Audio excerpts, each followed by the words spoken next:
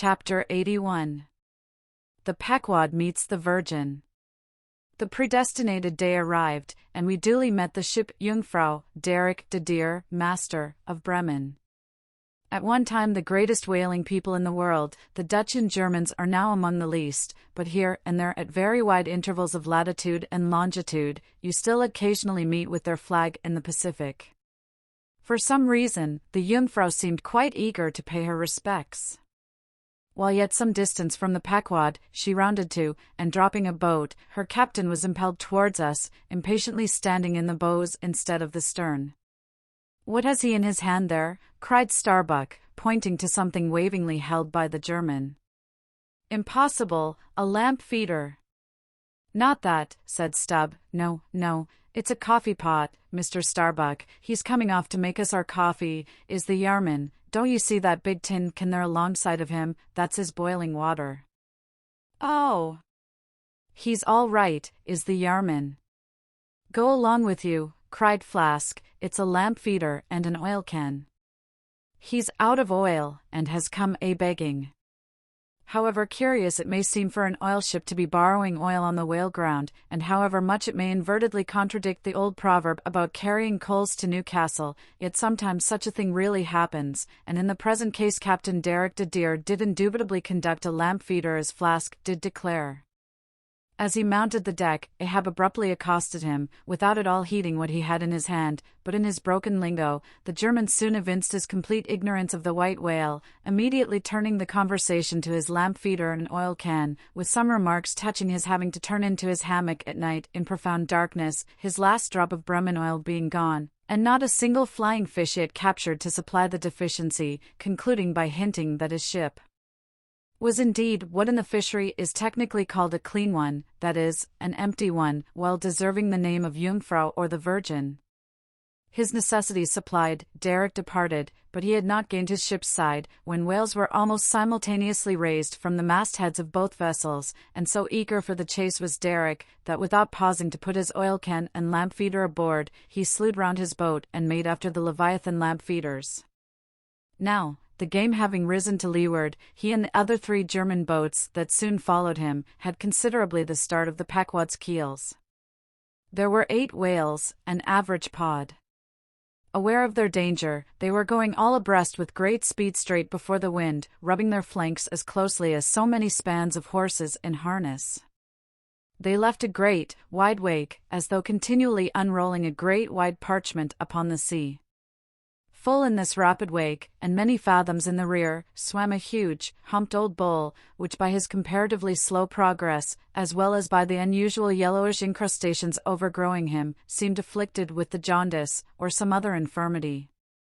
Whether this whale belonged to the pod in advance, seemed questionable, for it is not customary for such venerable leviathans to be at all social. Nevertheless, he stuck to their wake, though indeed their backwater must have retarded him, because the white bone or swell at his broad muzzle was a dashed one, like the swell formed when 2 hostile currents meet. His spout was short, slow, and laborious, coming forth with a choking sort of gush, and spending itself in torn shreds, followed by strange subterranean commotions in him, which seemed to have egress at his other buried extremity, causing the waters behind him to upbubble. "Who's got some paregoric?" said Stubb. "He has the stomach ache, I'm afraid." "Lord, think of having half an acre of stomach ache." "Adverse winds are holding mad Christmas in him, boys. It's the first fall wind I ever knew to blow from astern, but look, did ever whale ya so before? It must be, he's lost his tiller." As an overladen Indiaman bearing down the Hindostan coast with a deck-load of frightened horses, careens, berries, rolls, and wallows on her way, so did this old whale heave his aged bulk, and now and then partly turning over on his cumbrous rib ends, exposed the cause of his devious wake in the unnatural stump of his starboard fin. Whether he had lost that fin in battle, or had been born without it, it were hard to say. "Only wait a bit, old chap, and I'll give ye a sling for that wounded arm," cried cruel Flask, pointing to the whale line near him. "Mind he don't sling thee with it," cried Starbuck. "Give way, or the German will have him." With one intent, all the combined rival boats were pointed for this one fish, because not only was he the largest, and therefore the most valuable whale, but he was nearest to them, and the other whales were going with such great velocity, moreover, as almost to defy pursuit for the time. At this juncture the Pequod's keels had shot by the 3 German boats last lowered, but from the great start he had had, Derek's boat still led the chase, though every moment neared by his foreign rivals. The only thing they feared was that from being already so nigh to his mark, he would be enabled to dart his iron before they could completely overtake and pass him. As for Derek, he seemed quite confident that this would be the case, and occasionally with a deriding gesture shook his lamp feeder at the other boats. "The ungracious and ungrateful dog," cried Starbuck, "he mocks and dares me with the very poor box I filled for him not 5 minutes ago." Then in his old intense whisper, "Give way, greyhounds. Dog to it. I tell you what it is, men," cried Stubb to his crew, "it's against my religion to get mad, but I'd like to eat that villainous Yarman. Pull, won't ye? Are ye going to let that rascal beat ye? Do ye love brandy? A hogshead of brandy, then, to the best man. Come, why don't some of ye burst a blood vessel? Who's that been dropping an anchor overboard? We don't budge an inch, we're becalmed. Halloo, here's grass growing in the boat's bottom, and by the Lord, the mast there's budding. This won't do, boys. Look at that Yarman. The short and long of it is, men, will ye spit fire or not? Oh! See the suds he makes," cried Flask, dancing up and down. "What a hump! Oh, do pile on the beef, lays like a log. Oh! My lads, do spring, slapjacks and quahogs for supper, you know, my lads, baked clams and muffins. Oh, do, spring, he's 100-barreler, don't lose him now, don't, see that Yarman, oh, won't ye pull for your duff, my lads, such a sog. Such a sogger. Don't ye love sperm? There goes $3,000, men, a bank, a whole bank. The Bank of England, oh, do, what's that Yarman about now?" At this moment Derek was in the act of pitching his lamp feeder at the advancing boats, and also his oil can, perhaps with the double view of retarding his rival's way, and at the same time economically accelerating his own by the momentary impetus of the backward toss. "The unmannerly Dutch dogger," cried Stubb. "Pull now, men, like 50,000 line of battleship loads of red-haired devils. What d'ye say, Tashtego, are you the man to snap your spine in 22 pieces for the honor of old Gayhead? What d'ye say?" "I say, pull like goddamn," cried the Indian. Fiercely, but evenly incited by the taunts of the German, the Pequod's 3 boats now began ranging almost abreast, and, so disposed, momentarily neared him. In that fine, loose, chivalrous attitude of the headsman when drawing near to his prey, the 3 mates stood up proudly, occasionally backing the after-oarsman with an exhilarating cry of, "There she slides, now. Hurrah for the white ash breeze! Down with the Yarman! Sail over him!" But so decided an original start had Derek had, that spite of all their gallantry, he would have proved the victor in this race, had not a righteous judgment descended upon him in a crab which caught the blade of his midship oarsman. While this clumsy lubber was striving to free his white ash, and while, in consequence, Derek's boat was nigh to capsizing, and he thundering away at his men in a mighty rage, that was a good time for Starbuck, Stubb, and Flask. With a shout, they took a mortal start forwards, and slantingly ranged up on the German's quarter. An instant more, and all 4 boats were diagonically in the whale's immediate wake, while stretching from them, on both sides, was the foaming swell that he made. It was a terrific, most pitiable, and maddening sight. The whale was now going head out, and sending his spout before him in a continual tormented jet, while his one poor fin beat his side in an agony of fright. Now to this hand, now to that, he yawed in his faltering flight, and still at every billow that he broke, he spasmodically sank in the sea, or sideways rolled towards the sky his one beating fin. So have I seen a bird with clipped wing making affrighted broken circles in the air, vainly striving to escape the piratical hawks. But the bird has a voice, and with plaintive cries will make known her fear. But the fear of this vast dumb brute of the sea was chained up and enchanted in him. He had no voice, save that choking respiration through his spiracle, and this made the sight of him unspeakably pitiable, while still, in his amazing bulk, portcullis jaw, and omnipotent tail, there was enough to appall the stoutest men who so pitied. Seeing now that but a very few moments more would give the Pequod's boats the advantage, and rather than be thus foiled of his game, Derrick chose to hazard what to him must have seemed a most unusually long dart, ere the last chance would forever escape. But no sooner did his harpooner stand up for the stroke, than all three tigers, Queequeg, Tashtego, Daggoo, instinctively sprang to their feet, and standing in a diagonal row, simultaneously pointed their barbs, and darted over the head of the German harpooner. Their 3 Nantucket irons entered the whale. Blinding vapors of foam and white fire. The 3 boats, in the first fury of the whale's headlong rush, bumped the Germans aside with such force, that both Derrick and his baffled harpooner were spilled out, and sailed over by the 3 flying keels.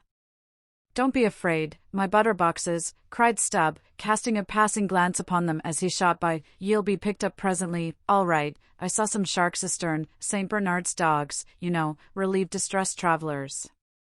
Hurrah! This is the way to sail now. Every keel a sunbeam. Hurrah, here we go like 3 tin kettles at the tail of a mad cougar. This puts me in mind of fastening to an elephant in a tilbury on a plain, makes the wheel spokes fly, boys, when you fasten to him that way, and there's danger of being pitched out too, when you strike a hill. Hurrah! This is the way a fellow feels when he is going to Davy Jones, all a rush down an endless inclined plane. Hurrah! This whale carries the everlasting mail." But the monster's run was a brief one. Giving a sudden gasp, he tumultuously sounded. With a grating rush, the 3 lines flew round the loggerheads with such a force as to gouge deep grooves in them, while so fearful were the harpooneers that this rapid sounding would soon exhaust the lines, that using all their dexterous might, they caught repeated smoking turns with the rope to hold on, till at last, owing to the perpendicular strain from the lead-line chocks of the boats, whence the 3 ropes went straight down into the blue, the gunwales of the bows were almost even with the water, while the 3 sterns tilted high in the air. And the whales soon ceasing to sound, for some time they remained in that attitude, fearful of expending more line, though the position was a little ticklish. But though boats have been taken down and lost in this way, yet it is this holding on, as it is called, this hooking up by the sharp barbs of his live flesh from the back, this it is that often torments the Leviathan into soon rising again to meet the sharp lance of his foes. Yet not to speak of the peril of the thing, it is to be doubted whether this course is always the best, for it is but reasonable to presume that the longer the stricken whale stays under water, the more he is exhausted. Because, owing to the enormous surface of him, in a full-grown sperm whale, something less than 2,000 square feet, the pressure of the water is immense. We all know what an astonishing atmospheric weight we ourselves stand up under, even here, above ground, in the air. How vast, then, the burden of a whale, bearing on his back a column of 200 fathoms of ocean. It must at least equal the weight of 50 atmospheres. One whaleman has estimated it at the weight of 20 line of battleships, with all their guns, and stores, and men on board. As the 3 boats lay there on that gently rolling sea, gazing down into its eternal blue noon, and as not a single groan or cry of any sort, nay, not so much as a ripple or a bubble came up from its depths, what landsman would have thought, that beneath all that silence and placidity, the utmost monster of the seas was writhing and wrenching in agony. Not 8 inches of perpendicular rope were visible at the bows. Seems it credible that by 3 such thin threads the great Leviathan was suspended like the big weight to an 8-day clock. Suspended? And to what? To 3 bits of board. Is this the creature of whom it was once so triumphantly said, "Canst thou fill his skin with barbed irons? Or his head with fish spears? The sword of him that layeth at him cannot hold, the spear, the dart, nor the habergeon. He estameth iron as straw, the arrow cannot make him flee, darts are counted as stubble, he laugheth at the shaking of a spear." This the creature? This he? Oh! That unfulfillments should follow the prophets. for with the strength of 1,000 thighs in his tail, Leviathan had run his head under the mountains of the sea, to hide him from the Pequod's fish spears. In that sloping afternoon sunlight, the shadows that the three boats sent down beneath the surface must have been long enough and broad enough to shade half Xerxes' army. Who can tell how appalling to the wounded whale must have been such huge phantoms flitting over his head? "Stand by, men, he stirs," cried Starbuck, as the three lines suddenly vibrated in the water, distinctly conducting upwards to them, as by magnetic wires, the life and death throbs of the whale, so that every oarsman felt them in his seat. The next moment, relieved in great part from the downward strain at the bows, the boats gave a sudden bounce upwards, as a small ice field will when a dense herd of white bears are scared from it into the sea. "Haul in! Haul in!" cried Starbuck again, "he's rising." The lines, of which, hardly an instant before, not one hand's breadth could have been gained, were now in long quick coils flung back all dripping into the boats, and soon the whale broke water within 2 ships' lengths of the hunters. His motions plainly denoted his extreme exhaustion. In most land animals there are certain valves or floodgates in many of their veins, whereby when wounded, the blood is in some degree at least instantly shut off in certain directions. Not so with the whale, one of whose peculiarities it is to have an entire non-valvular structure of the blood vessels, so that when pierced even by so small a point as a harpoon, a deadly drain is at once begun upon his whole arterial system, and when this is heightened by the extraordinary pressure of water at a great distance below the surface, his life may be said to pour from him in incessant streams. Yet so vast is the quantity of blood in him, and so distant and numerous its interior fountains, that he will keep thus bleeding and bleeding for a considerable period, even as in a drought a river will flow, whose source is in the well-springs of far-off and undiscernible hills. Even now, when the boats pulled upon this whale, and perilously drew over his swaying flukes, and the lances were darted into him, they were followed by steady jets from the new-made wound, which kept continually playing, while the natural spout-hole in his head was only at intervals, however rapid, sending its affrighted moisture into the air. From this last vent no blood yet came, because no vital part of him had thus far been struck. His life, as they significantly call it, was untouched. As the boats now more closely surrounded him, the whole upper part of his form, with much of it that is ordinarily submerged, was plainly revealed.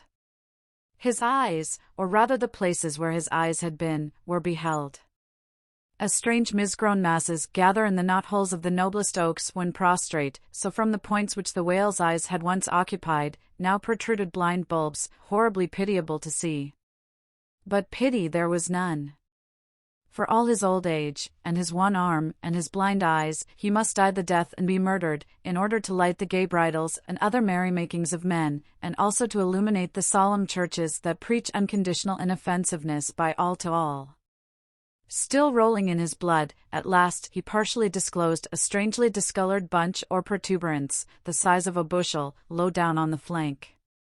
"A nice spot," cried Flask, "just let me prick him there once." "Avast," cried Starbuck, "there's no need of that." But humane Starbuck was too late. At the instant of the dart an ulcerous jet shot from this cruel wound, and goaded by it into more than sufferable anguish, the whale now spouting thick blood, with swift fury blindly darted at the craft, bespattering them and their glorying crews all over with showers of gore, capsizing Flask's boat and marring the bows. It was his death stroke. For, by this time, so spent was he by loss of blood, that he helplessly rolled away from the wreck he had made, lay panting on his side, impotently flapped with his stumped fin, then over and over slowly revolved like a waning world, turned up the white secrets of his belly, lay like a log, and died. It was most piteous, that last expiring spout. As when by unseen hands the water is gradually drawn off from some mighty fountain, and with half-stifled melancholy gurglings the spray column lowers and lowers to the ground, so the last long-dying spout of the whale. Soon, while the crews were awaiting the arrival of the ship, the body showed symptoms of sinking with all its treasures unrifled. Immediately, by Starbuck's orders, lines were secured to it at different points, so that ere long every boat was a buoy, the sunken whale being suspended a few inches beneath them by the cords. By very heedful management, when the ship drew nigh, the whale was transferred to her side, and was strongly secured there by the stiffest fluke chains, for it was plain that unless artificially upheld, the body would at once sink to the bottom. It so chanced that almost upon first cutting into him with the spade, the entire length of a corroded harpoon was found embedded in his flesh, on the lower part of the bunch before described. But as the stumps of harpoons are frequently found in the dead bodies of captured whales, with the flesh perfectly healed around them, and no prominence of any kind to denote their place, therefore, there must needs have been some other unknown reason in the present case fully to account for the ulceration alluded to. But still more curious was the fact of a lance-head of stone being found in him, not far from the buried iron, the flesh perfectly firm about it. Who had darted that stone lance? And when? It might have been darted by some Northwest Indian long before America was discovered. What other marvels might have been rummaged out of this monstrous cabinet there is no telling.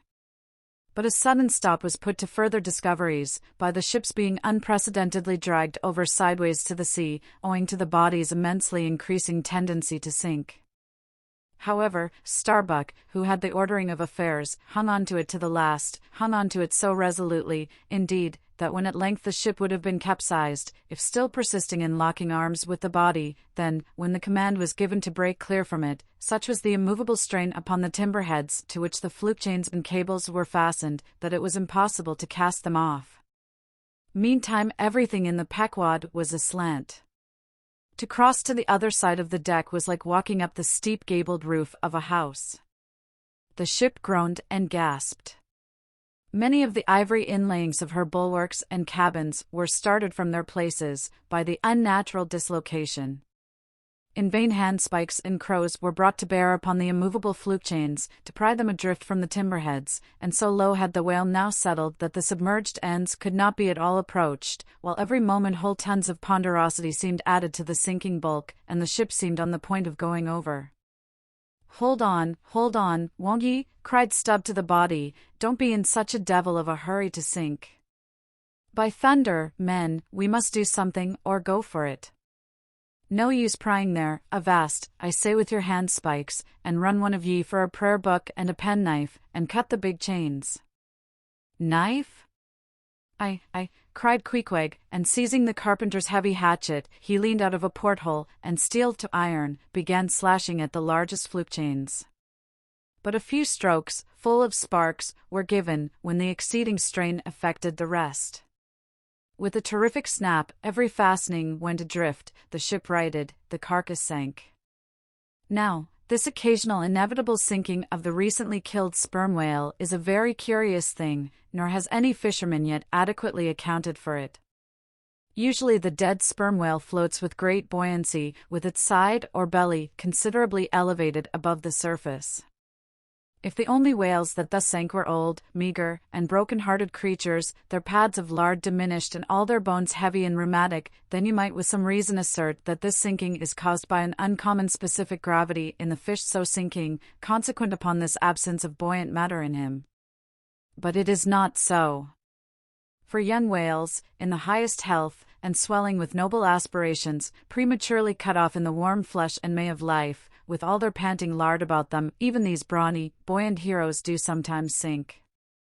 Be it said, however, that the sperm whale is far less liable to this accident than any other species. Where one of that sort go down, 20 right whales do. This difference in the species is no doubt imputable in no small degree to the greater quantity of bone in the right whale, his Venetian blinds alone sometimes weighing more than a ton. From this encumbrance the sperm whale is wholly free.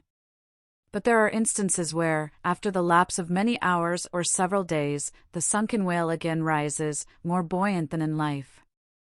But the reason of this is obvious. Gases are generated in him, he swells to a prodigious magnitude, becomes a sort of animal balloon. A line of battleship could hardly keep him under then. In the shore whaling, on soundings, among the bays of New Zealand, when a right whale gives token of sinking, they fasten buoys to him, with plenty of rope, so that when the body has gone down, they know where to look for it when it shall have ascended again. It was not long after the sinking of the body that a cry was heard from the Pequod's mastheads, announcing that the Jungfrau was again lowering her boats, though the only spout in sight was that of a finback, belonging to the species of uncapturable whales, because of its incredible power of swimming. Nevertheless, the finback spout is so similar to the sperm whale's that by unskillful fishermen it is often mistaken for it. And consequently Derek and all his host were now in valiant chase of this unnearable brute. The Virgin, crowding all sail, made after her 4 young keels, and thus they all disappeared far to leeward, still in bold, hopeful chase. Oh! Many are the finbacks, and many are the Derricks, my friend.